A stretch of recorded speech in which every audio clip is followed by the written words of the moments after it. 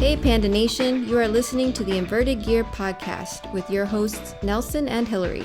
Join us every week as we take you behind the scenes into our brand, discuss upcoming projects, and conversate beyond the mat with the interesting people we've met along the way.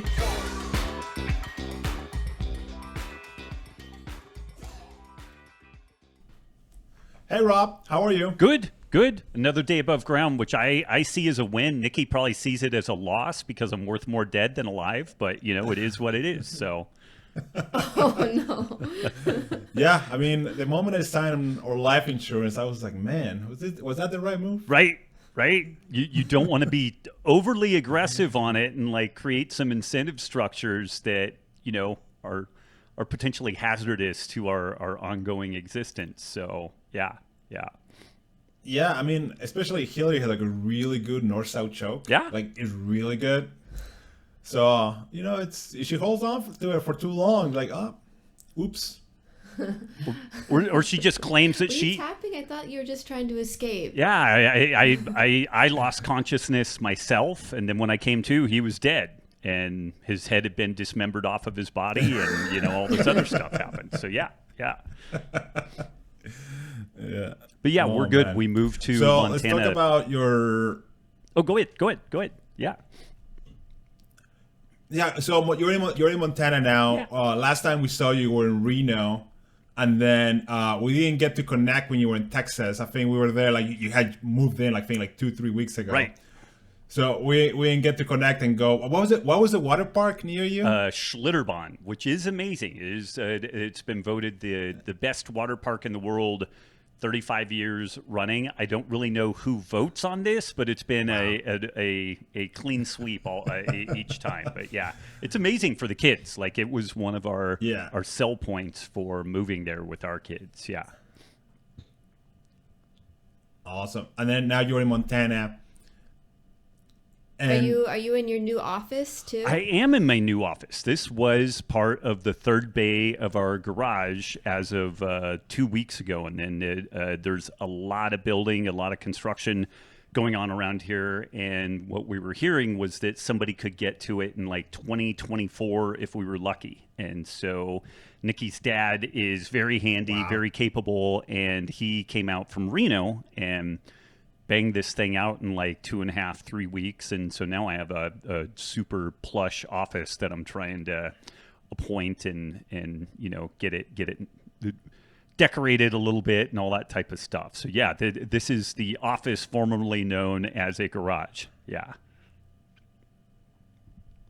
Very cool. Also, I like that when you and Nikki move, one of the immediate considerations is their Jiu-Jitsu gym compatible with a culture that will be nearby. Right.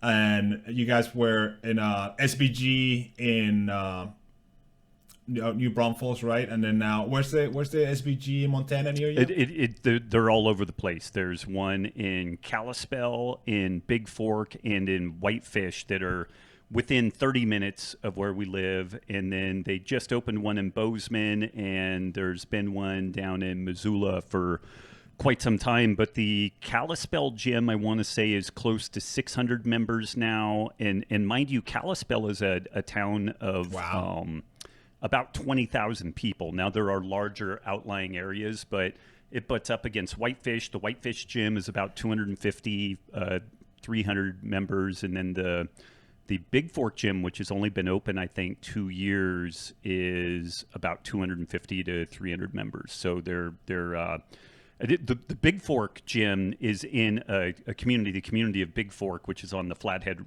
Lake, is like 5,000 people. The city proper. So it gives you a sense. Like they have nearly like 10% of the city's population as members down there. Yeah. Wow. Yeah, I mean, it's funny when we visit Iceland and we go to train at Molnir. I think like the stat is like something like 10% of the population of the country is members to the gym. Right. Yeah. You know, and it's like so funny when like, you know, if it's cold out, it turns out people need like a good like year-round indoor activity. Right. Absolutely. And SBG SBG is probably one of our favorite jiu-jitsu affiliations. Like every time we visit an SBG gym, it's just such a good time. Everybody's super technical. Everybody's super nice. Like, they're definitely doing something right. Yeah, I mean, it's funny because they still create plenty of savages, on that competition front, or even doing the MMA and all that. Like they're plenty accomplished there, but then also, the folks that kind of follow the business systems and how to onboard people. They're one of the only gyms that I've seen that has a dedicated foundations program where you go through. It depends a little bit on what your background is, but usually somewhere between 8 and 30 sessions where they're mainly looking at the self-defense considerations of jiu-jitsu. So what does cross-side bottom mean for self-defense? And you're learning, jiu-jitsu within the whole thing, but it's much more being aware of like knees and elbows and strikes and how to deal with that, and what is the closed guard in the concept of, or in the context of somebody trying to hit you or punch you or stand up and break your guard and kick you and everything. And then they kind of graduate people into what's called the CAP program, the Combat Athlete Program. And you have to roll with a black belt or a brown belt about 6 times. And but the role isn't a crucifixion. It's teaching etiquette. It's like, slow down. Don't elbow me in the face. Yes, you're on bottom. Doesn't mean you need to panic. I'm not going to kill you. So like the spazzy white belt that had some wrestling background, it's like, slow down. It's kind of like petting a cat. It's like, slow down, and then Yeah. and then when you release those people into the general population, you still need to be a little bit careful. Like the the new white belt that's got like no neck and benches 400 pounds. You maybe want to be a little careful rolling with him initially, but it creates this culture where the white belts and beginners don't make a lot of mistakes. Like people aren't just like burying their head in the middle of somebody's chest in closed guard and stuff like that. Like they have great base, great posture. So it's fascinating from that regard. Like they just don't make like the classic like white belt mistakes because they've been brought through this very progressive incremental system. And then when they get into the CAP program, which is the first time that they will experience some live rolling, it's really rather controlled. And there's definitely a culture of like, go slow so that you and your partner are not broken and you can come back and do this later. And then we have competition team slots and stuff like that so that the meat eaters can get in and really test themselves. But I think that's one of the there's some real thought. And what was interesting to me is it's very similar to the way that Nikki systematized our CrossFit experience, where we had personal training, we had the on-ramp program, you had to progress through the on-ramp to get into regular group classes, and the level 1 group class, you had to graduate out of on-ramp or personal training to get there. And then to get to level 2 or the competition class, you had to demonstrate competency in all the core movements of CrossFit, a handstand, a power clean, a snatch, and it wasn't just throw that shit up there and, hope for the best. You had to actually go to specific skill training classes to do those things. But then when people entered these more advanced movement-based classes, like the more remedial classes were still smokers from a metabolic perspective, but pushing a sled and throwing a slam ball is going to murder you, but it's not like super highly technical and you're not going to get injured doing it. It's kind of gross movement patterns. But then when people would get to doing high rep snatches or clean and jerks as part of a regular WOD, they had pretty good technique. They weren't getting injured. They weren't like a complete hazard to themselves. And so I see an interesting parallel there with the way that SBG does their jiu-jitsu programming, and they do it with all their, their Thai boxing and boxing and everything. It has kind of the same philosophy behind it. Yeah, I mean, one of the things I remember when I was teaching a lot of classes was Alliance had just adopted like teacher training, and there was a fundamentals program, and then like the 3 founders came up with a curriculum, and it was like 25 classes, and then the first 2 classes were meant to be taught as like your first experience. Like if you wanted to join the program, you came in either purple, brown, black belt from the school will take you to your first lesson that was 20 minutes. And it was very self-defense oriented. This is what to do. Somebody does like a bear hug around your arms from behind. This is what to do. This is how you get them to the ground. Once you're on the ground, this is how you mount somebody. This is how you do a mounted arm bar. This is how you do a choke and then roll over. Like that was the lesson. Right. That was like somebody's introduction to jiu-jitsu. And you got to teach leverage. You got to teach some self-defense skills. You go into some like very basic positioning. And after that, you start progressing into an actual class that was an hour. And then most of the work will come from a proper jiu-jitsu warm-up. And like, just shrimping, tumbling, animal movement drills, little bit of technique. And then towards the end, like drilling the techniques in the flow. And for most deconditioned people, or like the first time they're doing something like that, that was plenty to get to feel like they got a good workout in, and you didn't need to go into sparring. Right. And one of the things I think gym owners feel is like if you don't let white belts spar, they're not getting a workout. And if they're not getting a workout, why will they come back? And for a long time, like the way we came up is they were like when you started, was there a beginners program, Hillary? No, it was pretty much like you're a new student. The instructor would pull you aside and like mount you and ask you, how do you get out of this, and then kind of build off of that. But it was usually just an introductory session, right? Maybe once or twice, and to see if you would keep coming back, right? And like it didn't take very long for them to just kind of throw you to the wolves. Like I really like the breaking it down, like you said, the etiquette of how to train with others who are more experienced, how to train and be a good partner, and how to reciprocate, right, and how you should feel, and how this should feel. Like you shouldn't have all this anxiety and tension and not know what to do. Like this is, get comfortable here first before you join the rest of the group. Yeah, and I mean, feeling that a few times over beforehand, not just once and done. Right, right. Also, I think a lot of us like grew up in that era. But like I talked to like gym owners or like black belts. It's like, oh, like it's okay, they can spar right away. That's how we did it. And my point always is like, yeah, but that's survivorship bias. Right. It's like how many white belts got broken along the way and never came back. Right. Just because you were athletic or tough enough to hang from early on, and you're like, you're a black belt now. That's awesome. But I really think if jiu-jitsu has been doing, like, the sport would be much bigger now if this was implemented 10 years ago. So I'm really happy like the pendulum is swinging this way, and this is becoming more and more commonplace. Well, and even some people aren't going to like this, but let's make it super self-interested around the gym owner.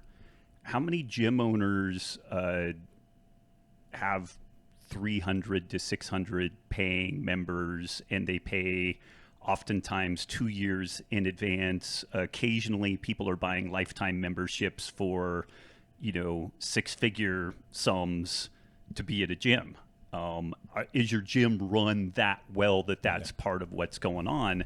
And people are like, well, that's impossible. And it's like, no, I see it every day. That's part of the reason why I moved from Texas to Montana, because there are great gyms out there. There are great people, but there's not, for us, our children do jiu-jitsu also. And so we also needed that like awesome kids program and the extended community.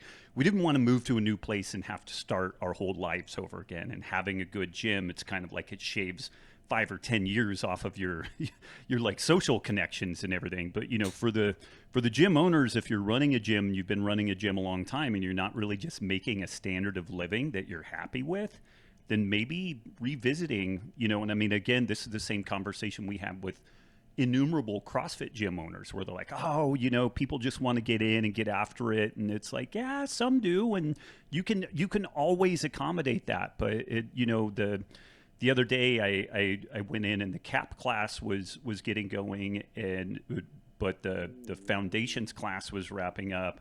And there were like 8 folks in there that were just starting jiu-jitsu between the age of 65 and 72.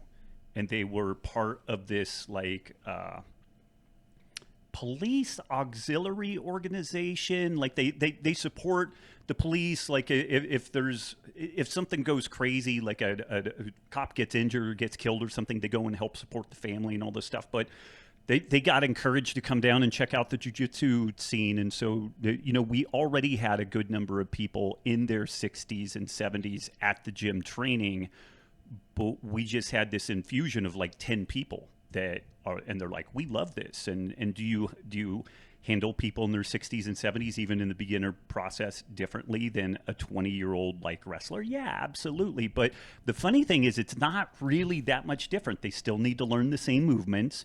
They still need to get exposed to intensity and in the appropriate dose. And that's where the art form comes in for the instructor. But those are 10 brand new paying members that bought keys and are like they're part of the program now, so I think from just a financial self-interest perspective, gym owners would be really encouraged to rethink, okay, yeah, you made it through, you're tough. There are lots and lots of people that will make it through if you make the on-ramping program appropriately tuned for them. And then by all means, have your competition team, have your like knuckle dragging meat eaters that go win world championships and everything. That will inspire the rest of the folks in the gym. But if you are running a primarily, in my opinion, I'm only a brown belt, I don't really compete that much, but just observationally, if your main focus of the gym is competition and you're surprised that you've only got like 50 paying members, then maybe you got to do something different, or you're okay working like 18 different jobs to just keep your jiu-jitsu gym open, which is another thing that I see a lot. Yeah. I mean, I've seen that a lot over the years, and especially when like the instructor is they're catering the class structure because Johnny has pants coming up, right? But like the rest of the class is like brand new white belts, but we're just doing Shark Tank, right, and takedowns and very advanced competition specific tactics because 2 guys are going to pants. Like the 20 guys in the room that are paying the bills are just like, I don't know how to escape mount. Right. So. Why are you putting me in this meat grinder? Right. Yeah, why am I in the meat grinder right now? Right. Yeah, so definitely something I think it's slowly changing, but yeah, I've seen those issues you're bringing up all the time. Jumping off the competition aspect, you are known as the Paleo guy, the keto guy. So let's talk about competition since Jiu-Jitsu it is weight class sport. One of the things I have seen over the years is guys, cutting weight, sometimes like, 10, 15, 20 pounds, and which is, I always thought was crazy, especially since most IBJJF tournaments, most Jiu-Jitsu tournaments, IBJJF tournaments are like mat side weigh-in. So right. There's like no time for you to replenish. And one of the things I will see over the years was people will cut out all carbs, like, a week or 2 weeks before, so they can suck all the water out of their body. And then you feel like crap and train like crap leading into the competition. And then I never understood why, because I didn't know better. Right. And now, like, now that ketogenic diet is more mainstream, and me and Hillary tried this for years now. And like, we went through a keto flu phase, and like, oh, that's what I was putting myself through over and over and over again every time I got ready for a tournament. Right. So can you talk about ketogenic diet for sports and why, how you would handle it for jiu-jitsu, and why, building up the ketogenic machinery will help you when you're putting yourself in a situation where you're cutting weight and cutting carbs out? Yeah, and it's man, that is a lot to unpack. And I would I'd make the case a ketogenic or just kind of low carb diet might be appropriate for combat athletes, and it might not. Like, I think it's a really situationally specific thing. I think one of the interesting possible upsides is that, and low carb diets are by no means like the only way to get and stay lean. So, you made the point that folks were oftentimes dropping 10, 20 pounds of weight, and I'm still struggling with how that's a huge win for even MMA when they've got a day to rehydrate. Like, I think that there's really significant health implications for that, particularly traumatic brain injury. Like I think that may be some of the reason why we see some of these TBI problems. And I honestly would rather see like the weigh-in process largely dismantled. Like you fight at the weight you walk, and you should be within like 5% of your weight year round. And I know that there, a lot of people would push back against that, but even at a day of doing all this super high tech, IV fluids and everything, I think that I'm just not sure people are they fighting at 100%? And would they be better off fighting at 100%? If we went back old, UFC, or even where Brazilian Jiu-Jitsu started with these no time limit, fights, that would be a disaster. Like, I don't think people would last 3 hours with a giant dude in their guard and wear him down and then eventually submit him. So that's a whole interesting thing too, as it's become more of a weight class oriented sport. But one thing is that I would really encourage folks to just be, I guess this goes without saying, but really think about it. If you're taking competition seriously, figure out a diet and lifestyle plan so that you are within an easy striking distance of the weight that you want to compete at. Like if you walk around at 185 pounds and you're wanting to compete at like 165 or something, sheesh, that's a big jump, and if you've got enough extra body fat to get whittled down to maybe get closer to that, like 165, 170, depending on what the weight brackets are, I guess that's okay. But I guess as a starter, like, really consider, not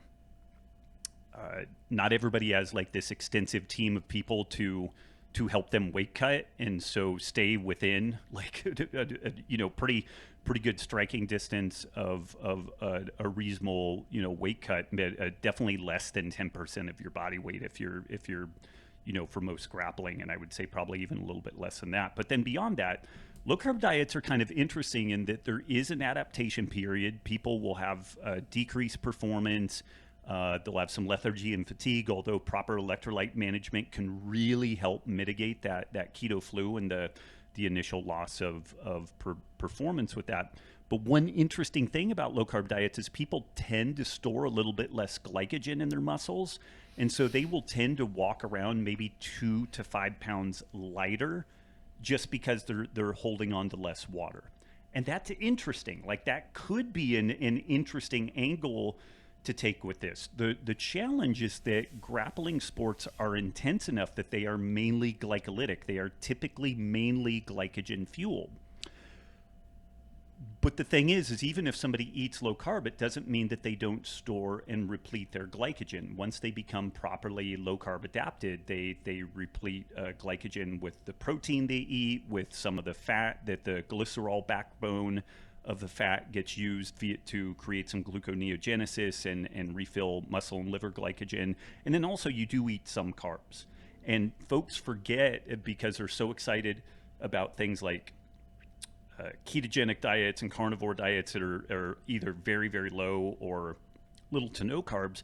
But there's this whole spectrum of kind of lower carb, like the American Council of Sports Medicine would recommend, Nelson, someone your size, competing somewhere between like 600 and 800 grams of carbs per day. And what a lot of people find is that they may have okay performance, but they've got a lot of blood sugar issues in between, training and stuff like that. And they're really hungry and it's hard to manage that.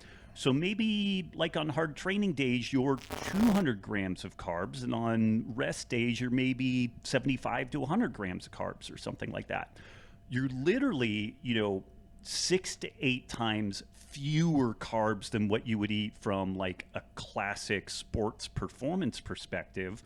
But it's certainly still not like ketogenic carb ratios. But because of the muscle mass you carry, because of the activity level you're at, you are probably still dipping in and out of ketosis all the time, but there's enough carbohydrate there to help fuel that glycolytic engine. So I think that there are some interesting opportunities. One of the crowd that I've found really interesting to watch are type 1 diabetic grapplers and how they manage this stuff, because they've got the narrowest parameters due to an autoimmune disease. They don't produce insulin. They have to take insulin from outside to manage their blood sugar levels. And a lot of these folks, what they find is they do well on a high protein, lowish carb, moderate fat, not a super high fat diet.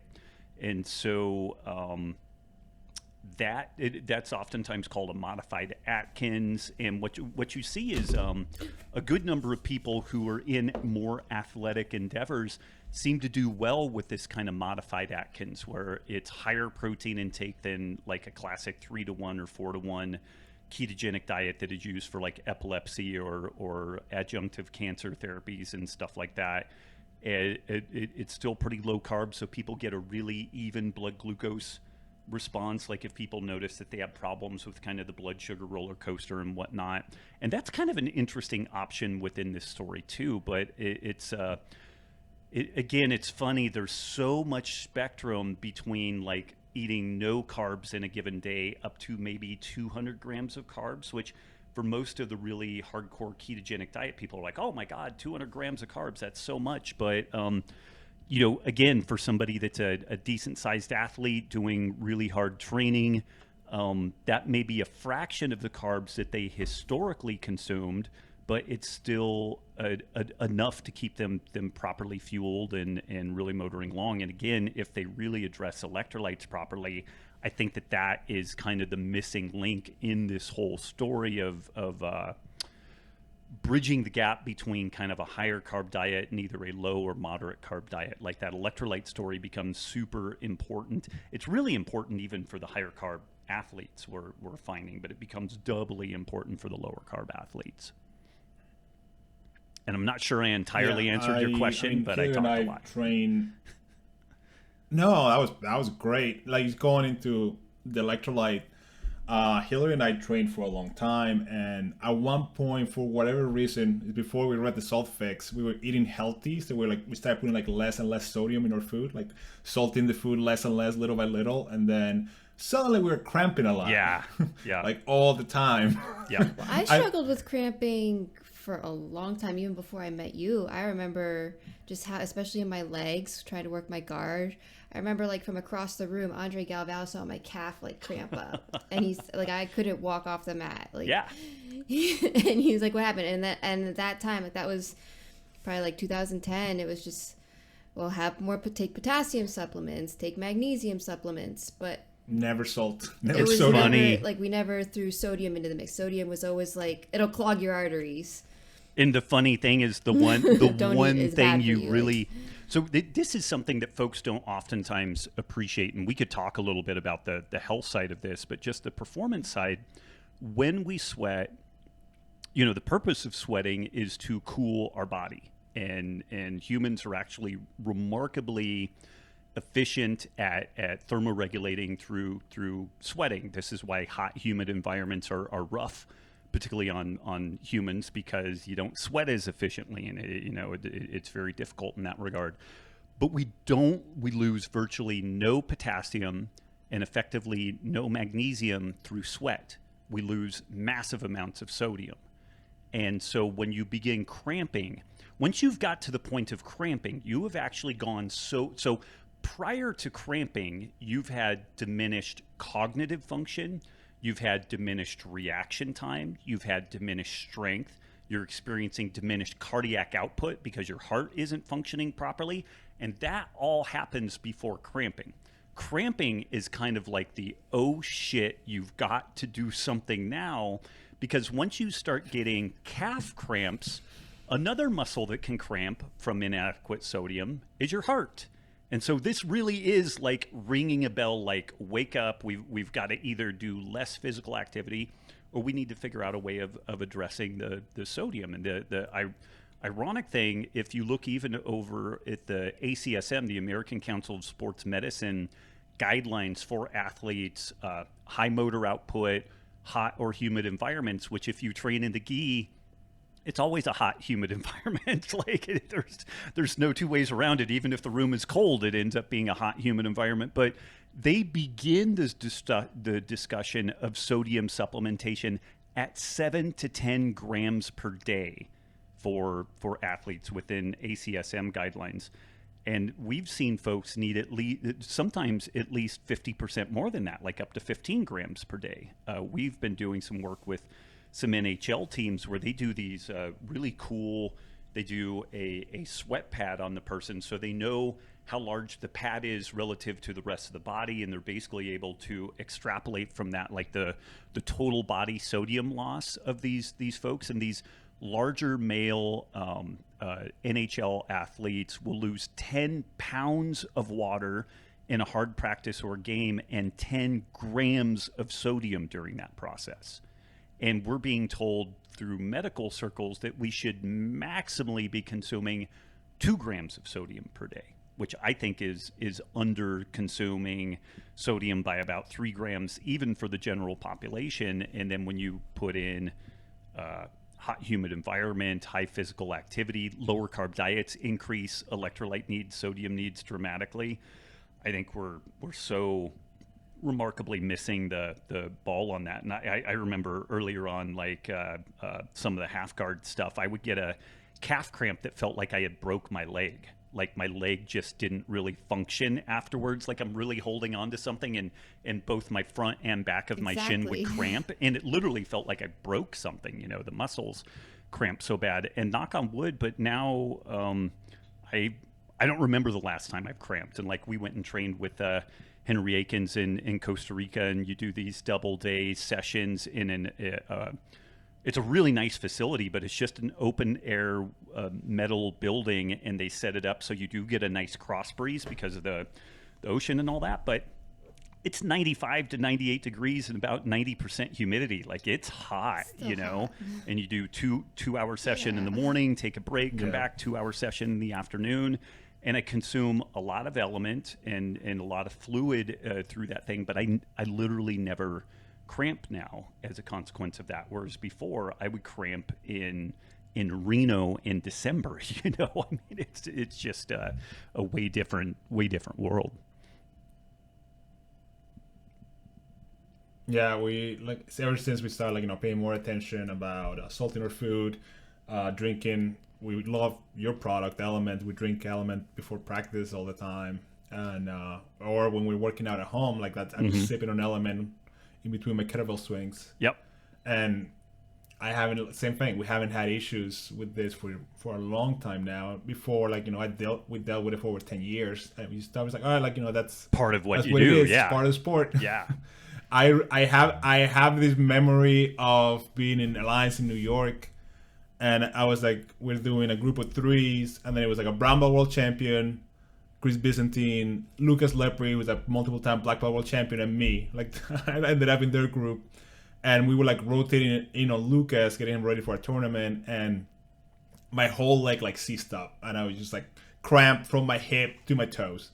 And timer goes off, and Lucas is like, all right, let's go. And I was like, no, I can't, I'm cramping. He's like, poha, man, let's go. Right. So I had to, like, you know, roll with Lucas with one leg. Like, you know, he beats me up when I have both legs working. Right. So I got like doubly beat up, like, you know, trying to survive with one leg.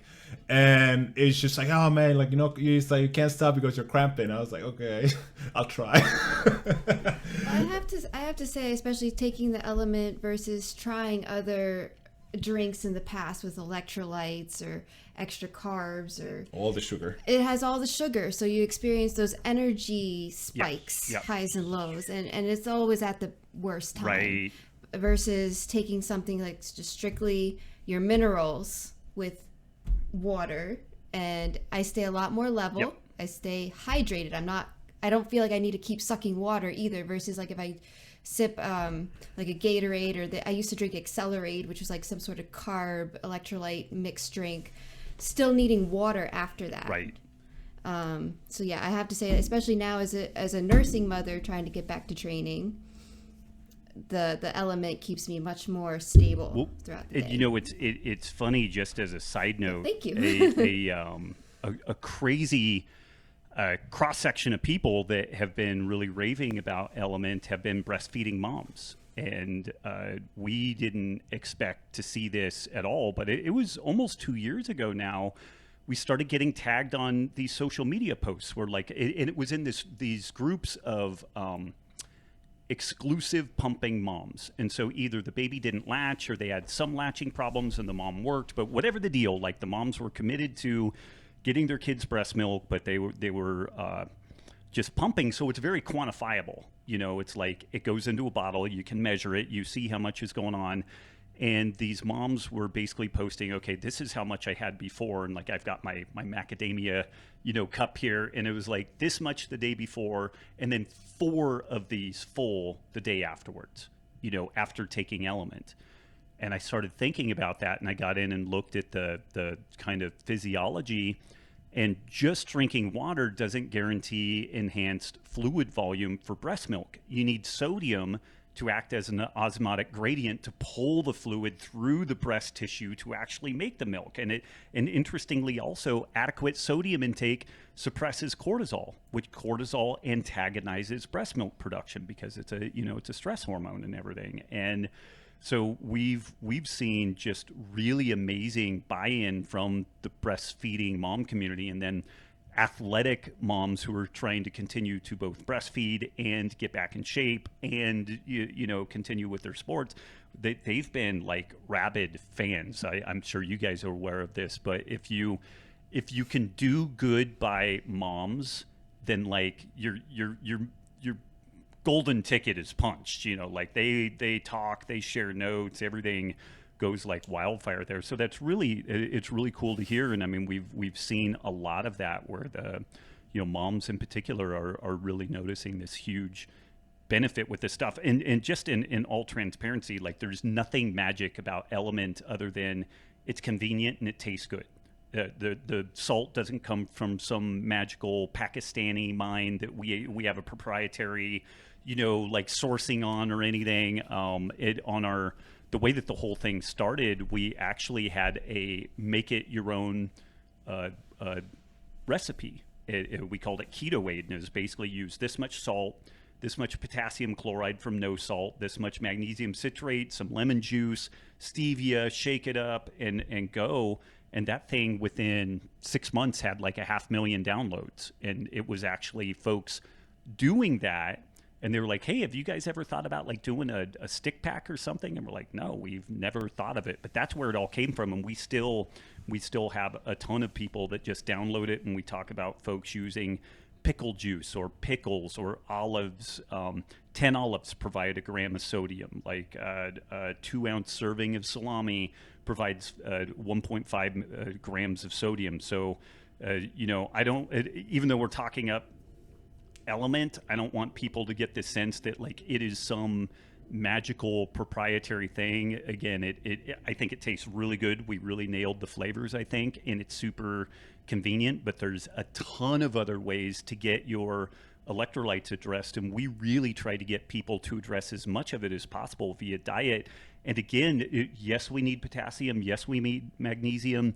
We should be getting them from hopefully a largely whole food, minimally processed diet.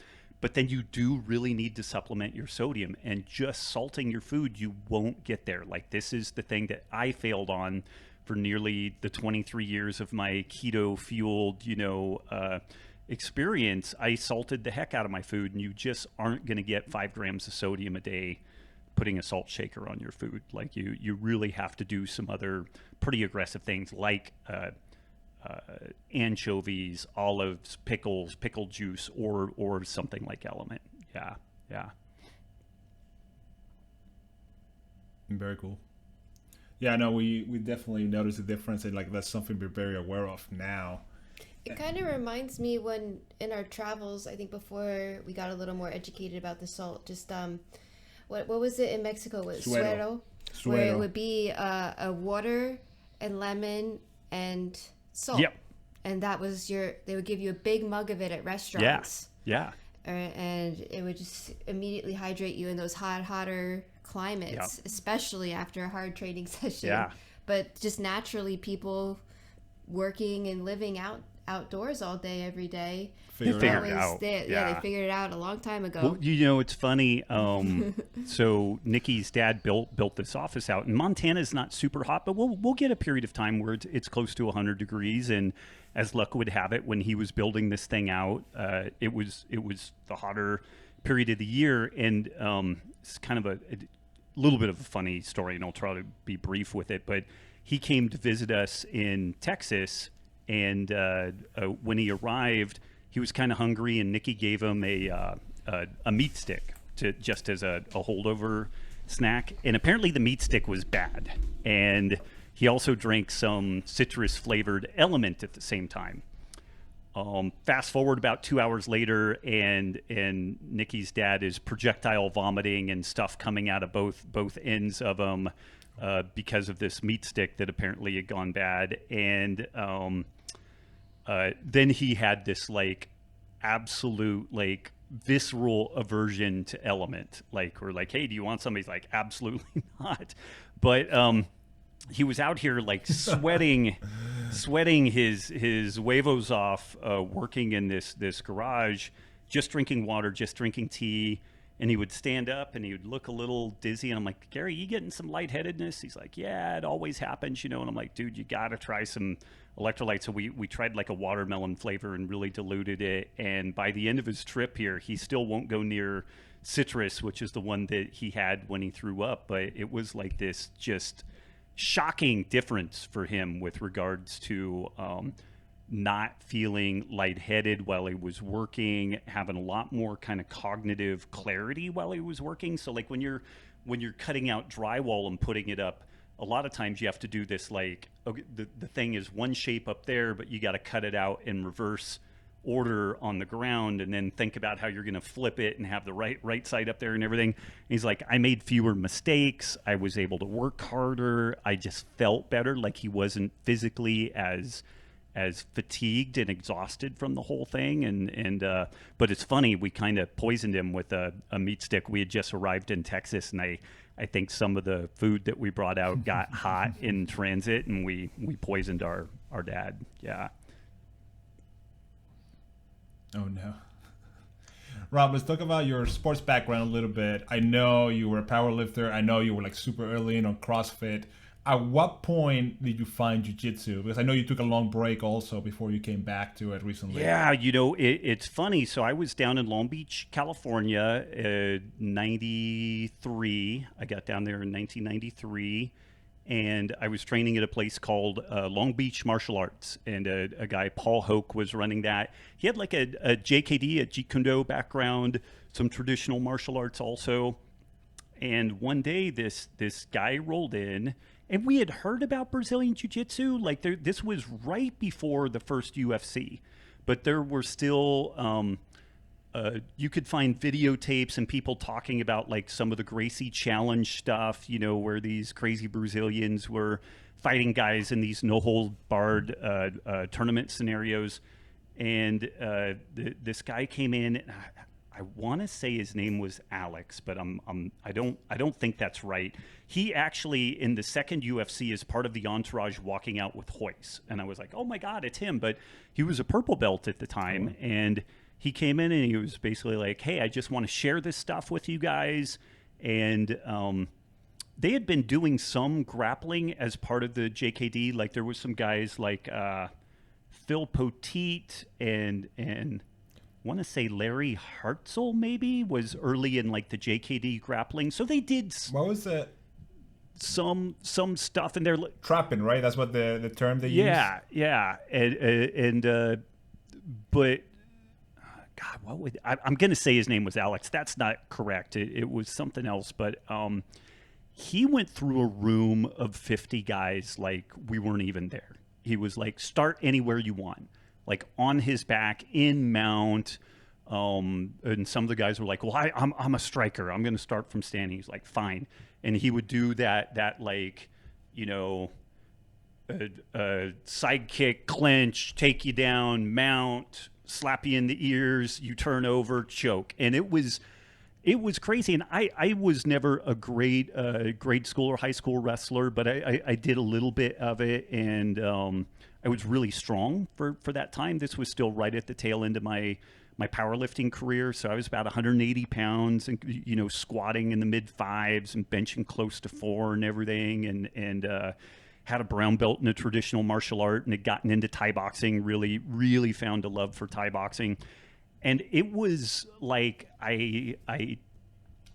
it was like I couldn't do anything. Like I literally could do nothing with this guy. And he was smaller than I was, not as strong as I was. And everything that I did, like every wrestling instinct I had just got me in deeper and deeper water, which now, kind of makes sense. Going to quarters is just kind of like, it's like putting seasoning on a gazelle for a lion, but I knew that was awesome, but I was really close to getting my Thai boxing certification, and I kind of had to pick one thing or the other. And so I did a little bit of jiu-jitsu then, like a week here, a week there, but there was maybe like a month, honestly, of total instruction at that time. I did get to do a little bit of judo with, blanking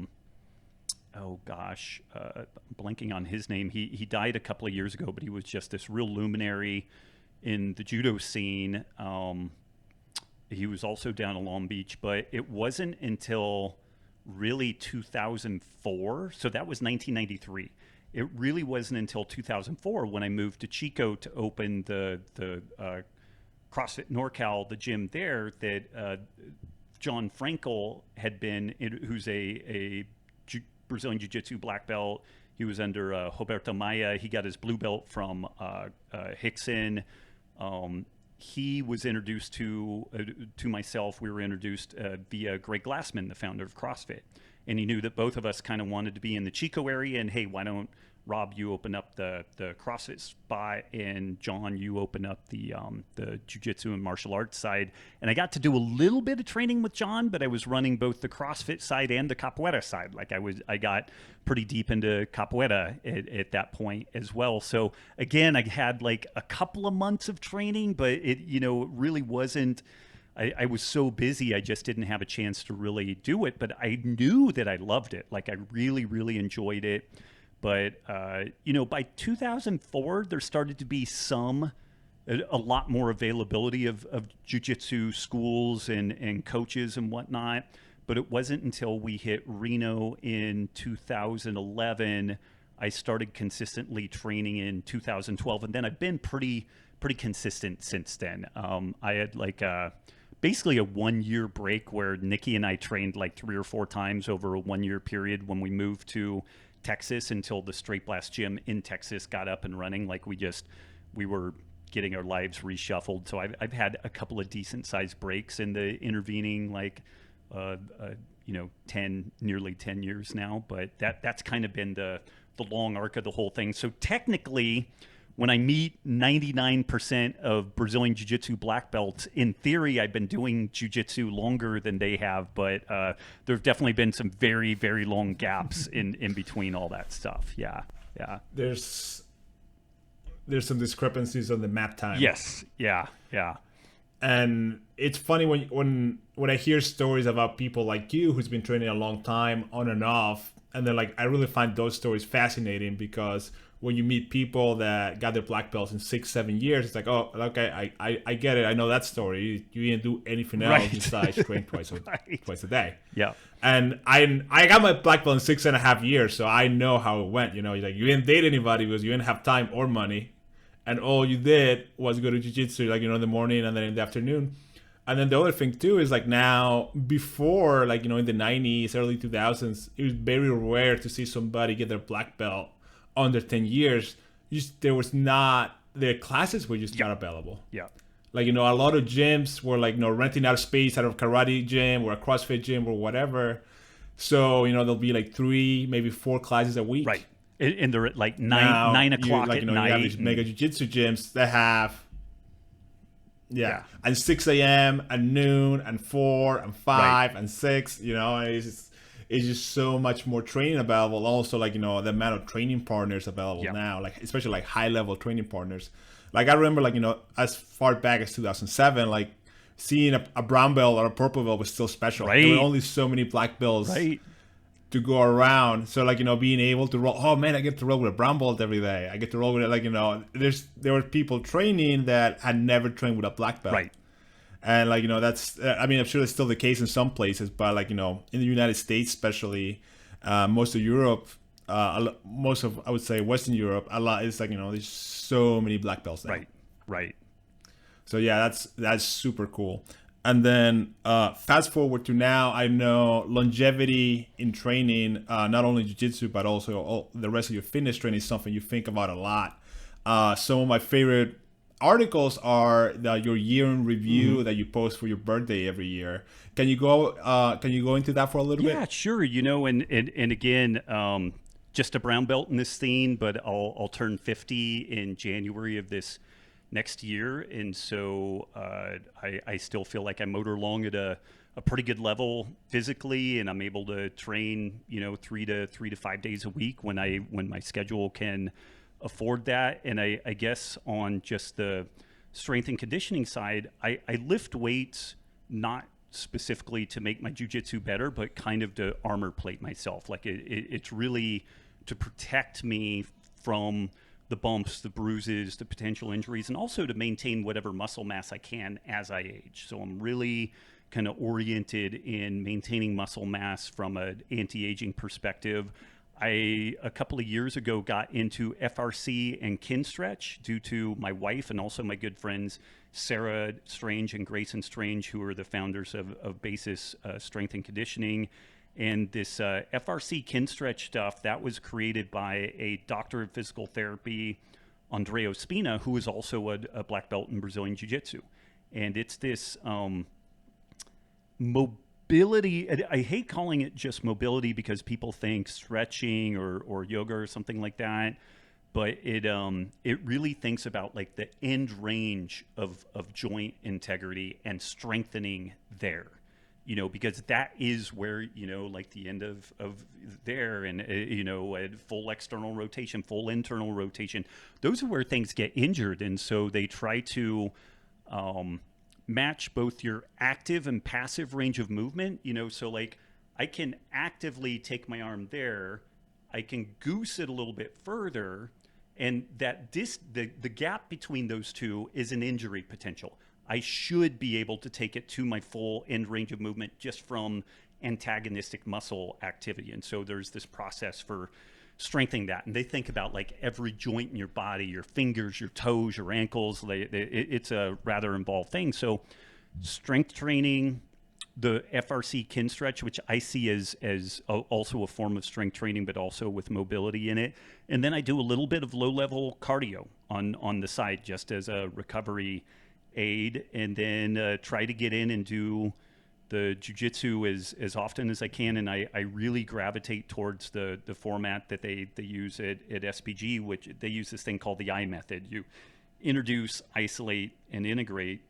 So we'll do kind of the classic technique or conceptual introduction. Like yesterday we were looking at dealing with what to do if somebody shoots a double leg takedown on you. And so here's a couple of different options on a sprawl. And then if the person goes to quarters, if they go to turtle, here's a couple of different options. And so we'll do a couple of like A-B option trees, and you drill that at minimal to very light resistance. And then we'll get into a integration phase where or introduce isolate. So we'll isolate, positional drilling. Okay, one person's going to shoot in and the person's going to sprawl, and the person shooting, you're resisting, but it's maybe 10% resistance, 20% resistance. You're not a floppy fish, but you're also not trying to win the Olympics. Like you're giving the person good energy so that they do this thing successfully. And then if they get 3 or 4 successful in a row, then you ratchet up the resistance or you do something a little bit different. And I just find I try to do 90% of my training like that, even in open mat. Like usually at the end of class, we have an open mat session.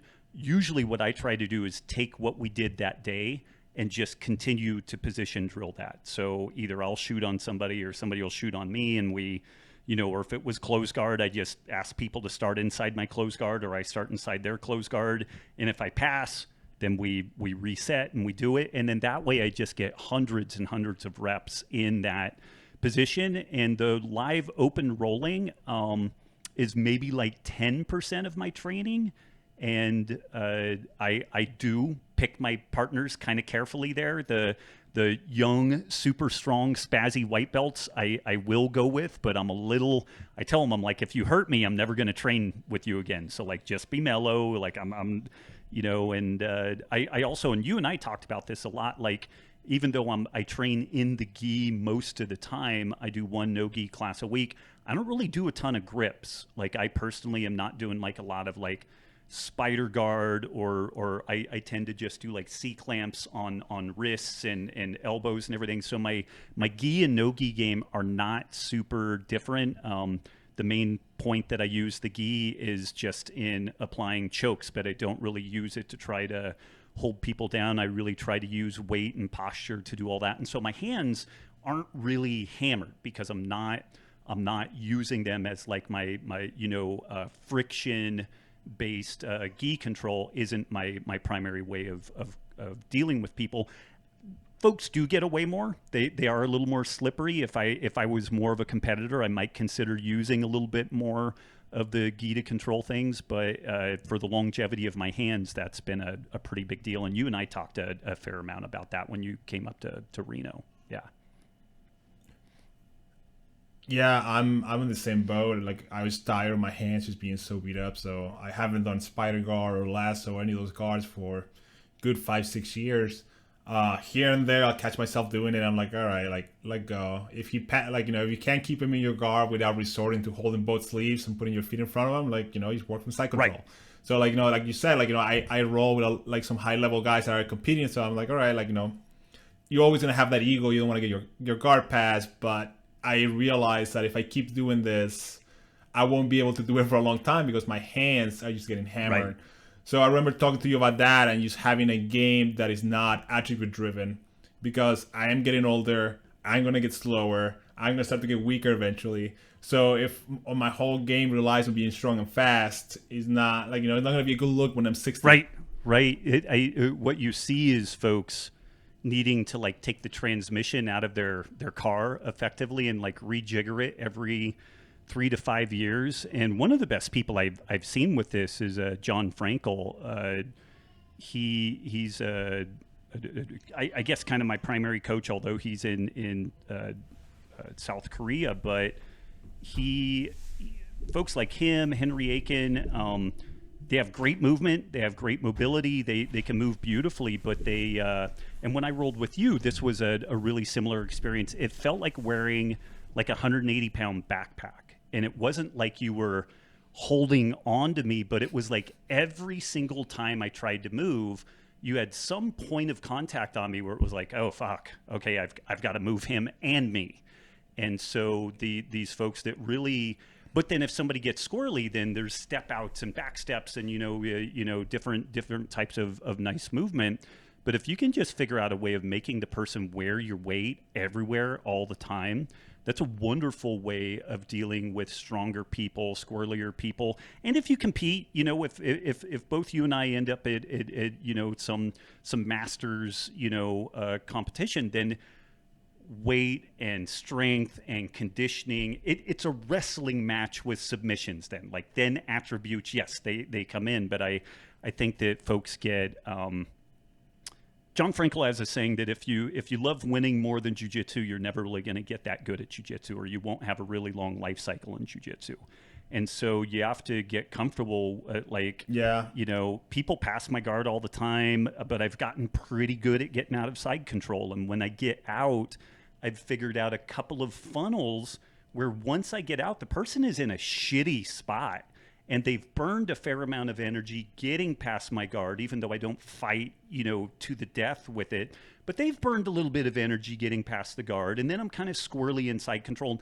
Then when you're able to reverse it or, go out the back door or something like that, it's kind of demoralizing for them. They're like, shit, I did all this work and now I'm in this crap spot. And so I've kind of modified my game to be very defensive on the front end and wait for people to kind of wear themselves down and then try to have my offense a little bit more on the back end. And it so far it's worked well. And I get tapped plenty. Like I get tapped plenty, but if somebody is younger, stronger, or even just more technical, I call it a win if I just notice that they're breathing a lot harder than I am. Like they had to put out a lot more energy to be able to get to where they were going relative to where my, my defense was. Yeah.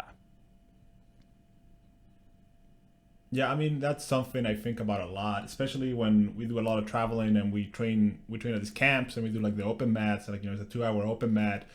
And one of my goals is like, especially since now we have the kids, so we split the open mats. I can't be at every open mat, so I go to one and Hillary goes to the next one. So what is my time? I want to get as many rolls as possible. So I roll in a way where I can roll for the entire 2 hours, no matter what the level of the other person is. Like, it can be a black belt, it can be a blue belt, it can be a white belt. I'm gonna roll the same.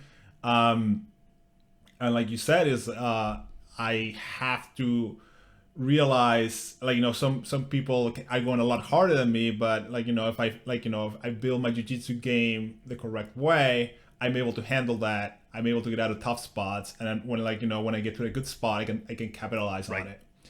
And I think what you were saying before is like, if you love winning more than you love jiu-jitsu, you're not going to get good at it.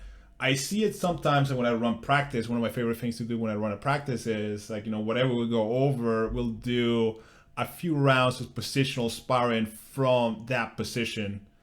And let's say we're working in a specific like De La Riva sweep, and then I see guys that like love spider guard or love half guard abandon the De La Riva immediately to go into the A game. Right. And I just call them out all the time. It's like, hey, like, get off your A game. Like, work on what we're working on today. Like, I don't care if you never do it again after today, but at least give it a try and get some reps in it so you know what it feels like. And hopefully you can integrate it into your game.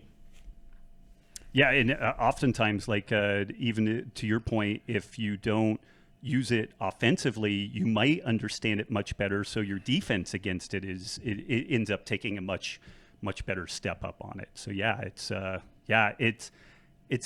it's funny. It's sometimes hard to get people excited about that stuff, but I think once people really get used to being in an environment where there's a lot of positional drilling, when you hit a school or even a seminar where there's not that, you're kind of like, I'm not going to learn anything from this. Like, I'm never going to remember it. It's like being in a language class and you hear, how do you go, where is the bathroom once? And it's like, well, you're just supposed to remember it, even though you never practiced it again, Yeah. We did a podcast with one of my friends who is really into like language learning, and one of his points was, he's Irish. So he said, like, the way Gaelic is taught in Ireland is almost like they assume you know how to speak it already. So I feel like a lot of times jiu-jitsu is taught in a way where they assuming you know it already. Right. So you're like, oh, we don't need to rep this. You know how to do it already. It's like, no, man. Half the room has no idea what's going on right now. So especially like, some positions, like, people can't even get into that shape. Right. And we're trying, like, show them like a very dynamic move. So I rail against that all the time. And like, that's why I think FRC is huge for jiu-jitsu practitioners, because like, you should have that range of motion or bad things are going to happen. Especially like, when people can't do like a deep squat or like kneel, like Seiza position, like kneel all the way down. It's like, listen, if you can't do that passively, somebody's actively going to sweep you into that position or smash through your guard and like, drop the last degrees of motion that you don't have. And if you don't have it, that's when stuff pops. Right. Yeah. But it's not as sexy as lifting weights. It's not as sexy as 5-minute rounds going hard,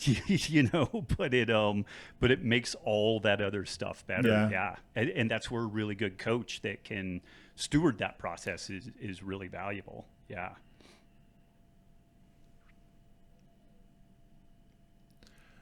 All right, Rob, thank you so much for your time. I think we lost Hillary to baby duty. No problem. Understandable. But thank you so much for your time. It was awesome. My only question is, when are you going to come visit us? Where can people find you online? Well, I have one question. When are you guys going to come visit us in Montana? Let's put it in the calendar. I think the baby can start flying soon. Okay.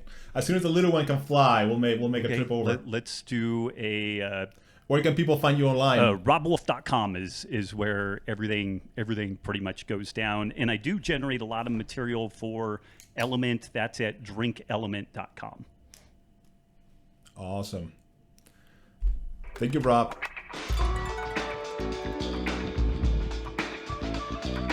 Thank you for listening, Panda Nation. We hope you enjoyed this episode of the Inverted Gear podcast. You can find us at invertedgear.com as well as your favorite podcast app. Don't forget to give us a like, and we'll see you soon.